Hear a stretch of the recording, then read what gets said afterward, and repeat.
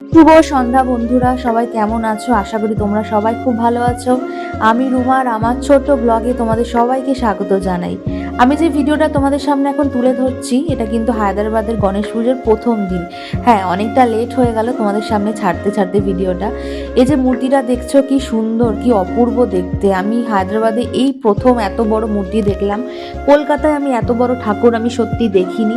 আমি এই হায়দ্রাবাদের গণেশ ঠাকুর দেখে পুরো মুগ্ধ হয়ে গেছি। এত বড় বড় ঠাকুর হয়, আমাদের কলকাতায় মনে হয় না এত বড় ঠাকুর হয়। তবে এখানে যেটা অবাক হলাম, এখানে কিন্তু গণেশ পুজো হয় রাতের দিকে। আমাদের কলকাতায় যেরকম তিথি মেনে পুজোটা হয়, সকাল 10:30 থেকে 1:30টার মধ্যে পুজো মোটামুটি সম্পূর্ণ হয়েছে, এখানে কিন্তু রাতের দিকে পুজোটা হচ্ছে দেখলাম। এখানে প্রায় আজকে চতুর্থ দিন, এখানে কিন্তু প্রতিদিনই রাতের দিকেই পুজোটা হচ্ছে। আর গণেশ পুজো সত্যি খুব ভালো লাগছে দেখে, নতুন একটা জায়গা, নতুন সব কিছু, নতুন কালচার, বেশ ভালোই লাগছে, আমি উপভোগ করছি। আর এখানে প্রসাদও পেয়েছিলাম, 2 জায়গায় প্রসাদ পেয়েছি। আমি তো ভাবতেই পারিনি প্রসাদ পাবো। আর খুব ভালো লেগেছে, প্রথমবার হায়দ্রাবাদে এত বড় দর্শন পেলাম ঠাকুরের, সেটা পেয়ে আমি ধন্য হয়েছি। আমার খুব ভালো লেগেছে, এখানকার নতুন কালচার সব কিছু একদমই অন্যরকম, আমাদের কলকাতার মতন একদমই না।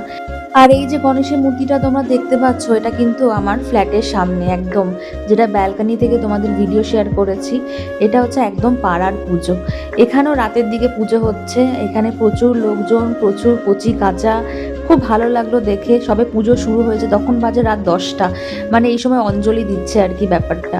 তো আমি অবাক হয়ে গেলাম যে এখানে কিন্তু প্রতিদিন রাত্রিবেলা পুজোটা হয়, আমাদের কলকাতায় যেরকম দিনের বেলা পুজো হয়।